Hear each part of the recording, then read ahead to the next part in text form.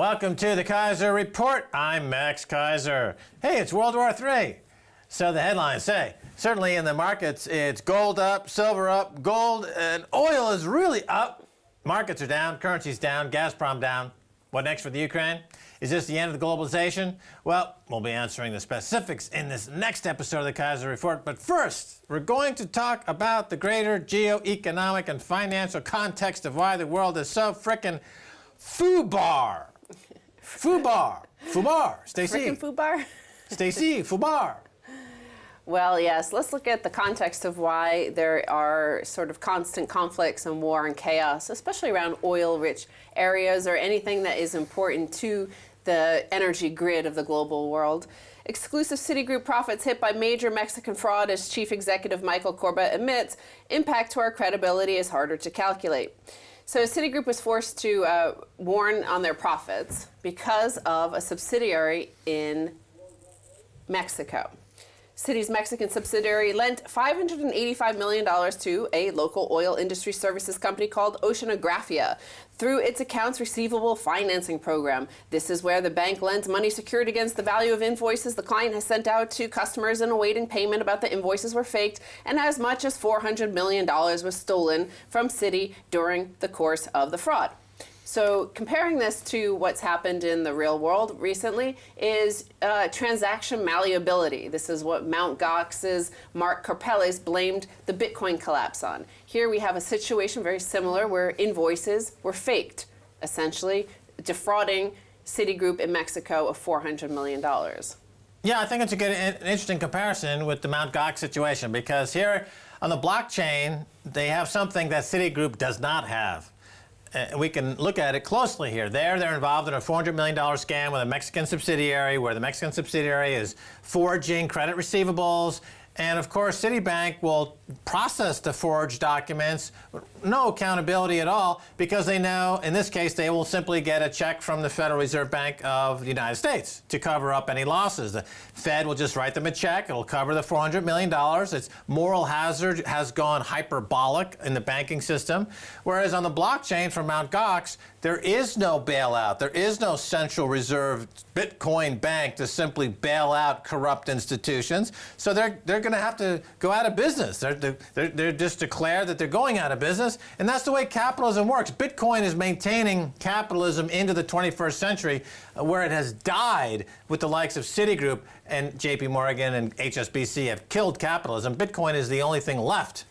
Well, a few things. Okay, first of all, the transaction malleability situation, the accusations that Mark Karpelès blamed that has been categorically proven to be false, because we did not need to rely on KPMG or PricewaterhouseCoopers or any other accounting firm. The people looked at the blockchain and found no evidence at all. It would have been seen on the blockchain, and then they could say that, in fact, this so-called fraud did not happen. We're taking Citigroup's word here that this was actually a fraud and that they were not involved in it, or nobody in their local subsidiary was. In fact, the faked invoices made it look like Oceanografia's customer, the state oil company Pemex, had approved the payments, when in fact it had done no such thing. An employee at Citi's Mexican division, Banco Nacional de Mexico, processed them. Yeah, well, Citibank, whether they're aware of the fraud or not, doesn't make any difference. They have nobody. They don't pay anybody to in the compliance department or in the oversight department, and the regulators are in their pocket. So they just will accept anyone's credit for cash, because if it's not good, they get a bailout. Now, transaction malleability, which is the heart of the MtGox scandal, I mean, you're correct in that there is no such thing as transaction malleability. That's a fraudulent term, like credit default swap is a fraudulent term. Credit, collateralized debt obligations are just, it's just a term made out of nothing, really. It doesn't mean anything. You can't. There's no collateral at all, backing up this Ponzi scheme in the banking system. So same thing with transaction malleability. It's a made-up term. It means nothing. It has no context in the real world. Well, it actually does. It does exist, but in the case of MtGox, it does not exist, because human beings could go and look on the blockchain and see that it didn't happen. Yeah, or I could call it a papaya milkshake. I mean, if I were Mark Capellis and said, we lost 400 million Bitcoin because of a papaya milkshake, it would be the exact same thing as saying transaction malleability. Papaya milkshakes do exist. It has no reference to Bitcoin. Transaction malleability, yeah, it exists, but it has no reference and no context. It has nothing to do with Bitcoin. It has nothing to do with the blockchain. It's just a guy talking out of his butt to cover his butt about a theft in one way or another because he's as corrupt as Jamie Dimon. It doesn't mean, Bitcoin doesn't mean that we won't have the Jamie Dimons of Bitcoin. It doesn't mean we won't have the, the Hester, the molester, the banker here in the UK. It just means, you still have human nature. You still have idiots in charge. Mark Capellas is just another idiot. Doesn't have anything to do with the blockchain or Bitcoin whatsoever. Well, in fact, you also have it with gold and silver. There have been many frauds involving gold and silver over the past 5,000 years because humans are always part of the equation. Wherever there's money, there's a transaction happening usually between two human beings. And likely one of them is going to try to defraud you or get a better price than they should. But the other thing that you mentioned the fact that Citigroup gets bailed out. And of course, Citigroup is one of the banks that has been bailed out more often than any of the other banks, going back to all of the defaults of the 70s and 80s of sovereign debt around the world. And the IMF came in basically and shifted debts onto the local populations that should have been, blown up on Citigroup's books. But when they get bailed out, it reminded me also of a lot of people online who really don't actually know that much, but they'll say, every coin is a scam coin. They're all pre-mined. They say that they're pre-mined coins exist and the people who created a coin make some money. But in the case of the real financial system that we have around us, the current system, they essentially have pre-mined coins because when the Fed prints money for Citigroup or when the Citigroup goes to the Fed's discount window and borrows money from them, they're getting it at 0%, lending it out at a little bit more, maybe 2% to the government or 10, 15, 20% to some schmuck. Yeah, the Doge, with the alt currency, the cryptocurrency, the meme-based currency with billions and hundreds of billions in the float and pre-mined as it has more integrity than the Federal Reserve Bank in the United States or any central bank. They are engaged in pre-mining, but as you point out, they pre-mine the coins and give it to warmongering. They give it to Tony Blair to go start a war, or to give somebody else, some country to start a war, the military defense contractors to start a war. They'll give it to a bank to commit financial fraud. They'll give it to a Mexican drug cartel to launder billions in drug profits. At least with Doge, they're giving it to nerds and geeks and crypto traders and good causes. They have a lot of good causes they're giving the money to. The other cryptocurrencies like Bitcoin itself is not pre-mined. No, it's mined and it's scarce and it's desirable like gold, like silver. Now, the other thing that you can compare the Citigroup story and the Federal Reserve banking system to MtGox is this notion that Karpeles of MtGox claimed that all the 744,000 Bitcoin had leaked from cold storage. And in order to constantly paper over the fraud in the current banking system, basically our wealth has leaked over the past 40 years since we've been off a gold standard. And you could look at it when the banking system collapsed and when they no longer had the ability for briefly to print money and cover up everything, when all the frauds were exposed. What happened? People looked around and realized, wait, all I have is debt and no job, no real wealth creating job, no real income. And they suddenly realized that all their real wealth had been leaked over the past 40 years from cold storage. Well, Mark Capellas' biggest mistake was that he didn't go directly to work for JP Morgan or HSBC, where his kind of lying and fraud would make him a lot of money and huge bonuses. I mean, he's trying to describe what's happening in Bitcoin by reading the pages of the Financial Times and using the same terminology that other bankers use to get off scot-free and get huge bonuses. But we're talking about the Bitcoin world, so it doesn't work. Now he's in big trouble. But if had he never touched a Bitcoin and simply gone into the proprietary trading desk of HSBC or Lloyds Bank or Royal Bank of Scotland, he would be either running the bank or retired with a fat pension or getting a huge bonus right now. That was his mistake, to get involved in Bitcoin in the first place. He has the mind, he has a criminal mind of a banker in the City of London. He should be at Royal Bank of Scotland, not Bitcoin. Well, actually, when he did a press conference and he came out and he bowed very deeply, this was in Japan, and then spoke Japanese, I thought the next thing, as soon as he bowed, was he's going to take out a sword and commit seppuku, but he didn't. And yet, so I want to also continue on this one more time and then bring it back to the Ukraine and all the other stuff that's happening in Europe. And the world's been MtGox. So here you had Karpelès blaming the 744,000 Bitcoin, which are worth $423 million in the market, i.e. exactly what Citigroup lost in their transaction malleability fraud. And people are shrieking. But this is what they say. Let's step back for a moment from all the reactionary hype and gain some perspective. The MtGox implosion sounds very familiar. In March 2013, a crisis of forced austerity hit the small Mediterranean island of Cyprus when the government closed the country's second largest bank in return for an international bailout by Eurogroup. People rushed to protect their savings, but the bank had already raided their accounts, outright stealing the citizens' money. The Cypriots got goxed. Not only did the Cypriots get goxed, she says, but in the U.S., the 2008 financial crisis and bailout of Wall Street banks that followed was basically a theft of close to $1 trillion from the U.S. taxpayers. The Americans got goxed. This was papered over with more debt and money printing. So true. Going forward, Bitcoin will make a new all-time high, probably in this year, 2014. And so will gold, and so will silver. So the world is awash in fiat nonsense. It's killing and drowning the world in worthless, no collateral backed paper tomfoolery. Well, also in the Ukraine, you see them getting goxed because there are credit controls, capital controls. They're unable to withdraw. Some banks only are allowing $100 worth a day to be withdrawn. Those people should have Bitcoin. But also, yeah, you know, those can go up and down, but we're talking about your wealth being leaked from cold storage. Beyond any of the speculative bets that might happen, here we have a situation where we have Citigroup on one hand lost $400 million. On the other hand, MtGox lost $400 million. What's the response, Max? Citigroup will be bailed out. MtGox, what happened to them? They failed, right? They're bankrupt. They've declared bankruptcy. They've gone out of business. Therefore, that community is going to be stronger because there's no moral hazard. It doesn't get spread out over 40 years. Well, it's evolution, isn't it? It's evolution as applied to economics.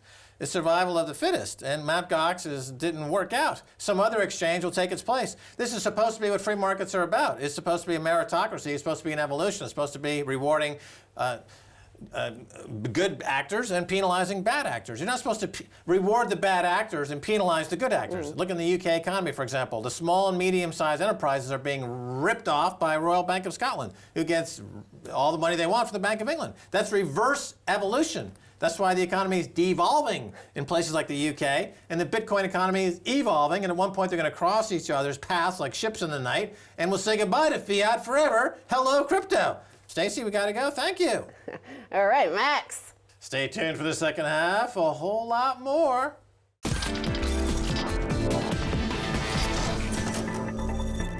Welcome back to the Keiser Report. I'm Max Keiser. Time now to turn to Bitcoin and cryptocurrency enthusiast Tuur Demeester, who was just in Cyprus for the launch of NEO-B. Tuur, welcome to the Keiser Report. Again, welcome back. Hi, Max.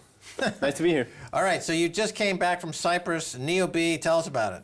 Well, Cyprus is really interesting. Cyprus, to me, illustrates how desperation is a powerful catalyst for disruption. That's what we're seeing in Cyprus. There's desperation, of course, with the bail-ins of last year. Lots of people lost millions of dollars. The economy's in tatters. And now there's this Bitcoin startup that's making waves. There's billboards all over the island. There was a huge media campaign. Everybody's talking about this Neo thing. If you walk around with a T-shirt, people will, talk to you and ask like, so explain to me, what is this about? So they create a lot of buzz. And of course, they got a promise that they still need to fulfill. But I think it's a very impressive example of how it's possible to bring Bitcoin to the mainstream. That's really what I see happening there. People talk about we need a Bitcoin Shangri-La. We need a place, a country that will, instead of fighting Bitcoin, embrace it for what it is. It's a fantastic, cheap way to send money. It's a store of value, and it's a growth industry in itself. It creates jobs. Obviously, in New York and San Francisco or anywhere in the United States are going to resist it because you've got an entrenched oligopoly. They're going to resist it in Europe. But in place like Cyprus, is Cyprus going to be the country that says, you know what, we're going to be the Switzerland of crypto, or talk about it? The way I see Bitcoin is sort of like a benign virus. It's going to where the resistance is least. And there's several places where the cloud could hit the earth, and it could be Cyprus. We can also think about countries like Panama, like Hong Kong, Switzerland. I mean, time will tell, but what's for sure, I think it's going to be small countries that are nimble, that offer a lot of freedom, economic freedom, and maybe have a background already in technology. So I think Cyprus also has the combination with the desperation. So it's kind of like a real good fit. Looks something like a battleship in the Mediterranean with cannons aimed at Europe. Who knows? I mean, the next step could be the PIGS countries. That's an interesting phrase you used there. The cloud could hit the earth. So is that an idiomatic phrase, or is it? Are you talking about the Bitcoin cloud? The cloud, in the cloud. It means a beautiful phrase. Expand on that a little bit. I mean, Bitcoin is money in the cloud, right? It's money and financial services, all of it in the cloud. No counterparty risk, those kind of things. But of course, at some point, real life entrepreneurs with physical shops and all that, they want to interact with it. And then what you want is a hub, is companies that make that transition possible, that give them access to the cloud. And that's what's gradually happening. It's going from geek territory into the real world economy. Now, in places like Africa, it's almost as if the cryptocurrency and the digital currency world is seceding from the fiat world. People are living and breathing and working totally in crypto. So that very sensitive membrane between crypto and fiat at the exchanges, and that's where the folks who are trying to get at crypto are attacking those exchanges, MtGox being an example. But before talking about MtGox, comment on this idea that in places like Africa, people are going to be born and die completely in crypto. Yeah, that's why we talk about a paradigm shift, right? You'll be able to live in the crypto paradigm if you want to, and increasingly, and that's the interesting thing about Cyprus. I mean, there were 2 conferences back to back, and they reached 400 top executives, people from Coca-Cola, Deloitte, the banks were all there. And now they're approaching this Bitcoin startup because they want to interact with it. They want to be part of the network because they're realizing they can really reach this cloud audience, the Bitcoin audience, and get drum up some more business in Cyprus in combination with lower transaction fees and all the other advantages. Right. Let's talk about what it means to be born in the crypto cloud. What do you get if you're born into this crypto cloud? You get, I would say off the top of my head, just to get this ball rolling here, you get a real currency with a store of value that's a limited supply, that's similar to gold. You get transactions that are near zero in terms of cost. You get, how would you expand on that? Well, you might also get accounting that's very airtight, where not necessarily everybody could see everything that goes on inside, but where you can prove mathematically that there is no fraud in the system, which is amazing for emerging economies. We can have, think about all the startup city projects that are out there that are thinking about a city in a box. Well, what if there's a country that wants to bootstrap an economy? They can use those concepts and add crypto to it and really create something quite amazing, like an instant Hong Kong kind of situation. You bring in the knowledge from outside, and you just and that's how you create a lot of international tax competition and those kind of things. Yeah, a lot of times people talk about Bitcoin as a way to fulfill, let's say, a libertarian agenda of smaller governments or no governments, and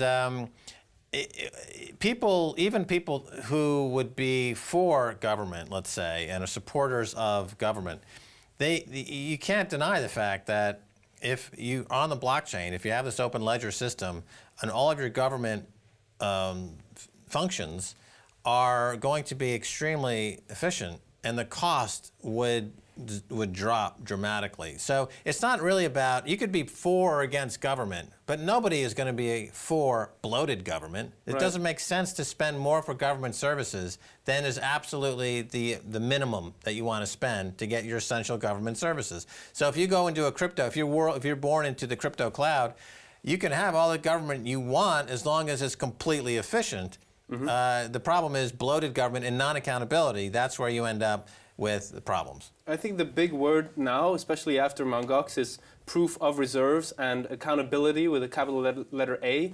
Well, we got this technology where you can do bottom-up auditing of reserves, and I think that's gonna, a lot of consumers are gonna demand that more and more, and we're gonna see businesses that set the example of how to do it.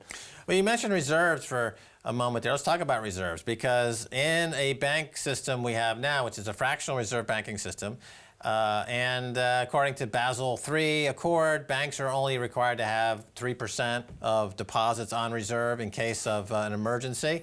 And we know that they game the system by fudging their collateral values and by claiming that they own government bonds when they don't, and they lend things out that they don't really own. And so these banks are technically insolvent. HSBC, Societe Generale, BNP, Citibank, Bank of America, technically they're insolvent. They have no reserves at all. They have negative reserves. But if you're talking about a Bitcoin-based banking system, the blockchain itself is 100% backed by itself. It's 100% reserve banking in a way, correct?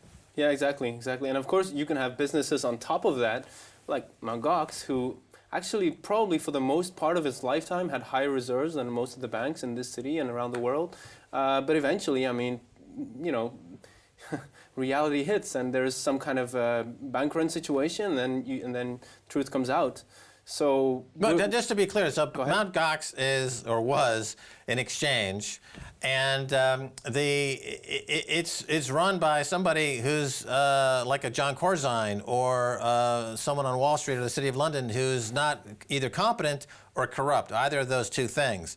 And it doesn't affect the blockchain at all. The integrity of the value per Bitcoin is completely untouched by the MtGox scandal. It would be like saying if the COMEX blew up in New York, the value of gold might go up or down for a few days, but it ultimately it has nothing to do with the value of gold, whether or not the COMEX exists or not. We have so much history to prove that. 19th century, the period of wildcat banking, and people were saying like, oh, it was irresponsible and some banks blew up, but it didn't change the value of gold. And the economy never grew faster than in that period of time. And the same is true for Bitcoin. I don't see Bitcoin being affected by this. I think it's more like a cleansing situation and a wake-up call for a lot of people. All right, let's get back to the macro geopolitical system again, because I think this is really interesting, because you're a kind of a world traveler, you're going to all these countries, and the history of the world is the history of banks as reserve currency, because right now America is a world reserve currency. Before then it was the British pound. And going back a few hundred years, you had the France was the world reserve, Spanish was world reserve, Portugal had the world reserve, and every 100 years or so, there's a change. The U.S. economy is clearly bankrupt on many levels. They are really like Rome in the last days, where they can't defend or support their empire anymore. There will be a new reserve currency. Some people say it could be China, but China says we don't want to be the world reserve currency. Some people say the IMF will come up with the special drawing right as the world reserve currency. Why not have that world currency possibly be Bitcoin? Yeah, absolutely. There's no reason for it not to be. And the way I see it is, Bitcoin is a technology that can break a monopoly, similar to how in the late Middle Ages, people were kind of sick and tired. The city-states were sick and tired of the monopoly of Rome, the Roman Church around the world, and Europe, And so what they did is they used the technology of the printing press to allow for more interpretations and religiosity, and that eventually broke the monopoly. And the cool thing about Bitcoin is that because conversion to Bitcoin immediately means a gigantic transfer of wealth. So we can have an instant transition towards a new paradigm, and that means we can skip decades of witch burning and wars and all that. I think that's a wonderful prospect. Another interesting historical observation is that typically centuries don't define themselves until they get around to the year 13 or 14. We had World War I happened in 1914, for example, and then going back to 1814 and 1714 and 1614. There's usually events that define that century. Potentially, are we in a window right now where we're going to see in the next 12 months this paradigm shift and Bitcoin be the defining element of this century? I don't know if it's going to be the next 12 months, but it makes sense to say that, yeah, the early 2000s was the internet, then the layer of Bitcoin came on top, and I think, yeah, we got a pretty powerful shot at a huge paradigm shift. All this financial history we've seen for so long, and there's never been a change like this with, like you say, the blockchain, a full reserve system, full accountability, and choice in currency. Right. So the university in Cyprus is extremely supportive of the whole Bitcoin initiative. And going back historically on the academic front, back to Aristotle, back to Newton, talking about who was first Bank of England governor, I believe, always came back to their definition of money being gold. And they cite 4 basic characteristics: fungibility, portability, desirability, and scarcity. So Bitcoin fulfills all 4 of those elements. The one people have questions about is scarcity. Is it scarce? They don't understand how digits and numbers can be scarce. Explain that a little bit. Yeah, it is absolutely scarce because the value of Bitcoin is in the network. You can go to another altcoin, but the network of the other altcoin is very different, much smaller usually. And so there are only ever going to be 21 million coins to allow you to drive on this amazing network. We got to go. We're out of time, and thanks so much for being back on the Keiser Report. Thanks for having me. All right, that's going to do it for this edition of the Keiser Report with me, Max Keiser, and Stacy Herbert. I'd like to thank our guest, Tuur Demeester. If you'd like to get in touch, tweet us at Keiser Report. Until next time, bye, y'all.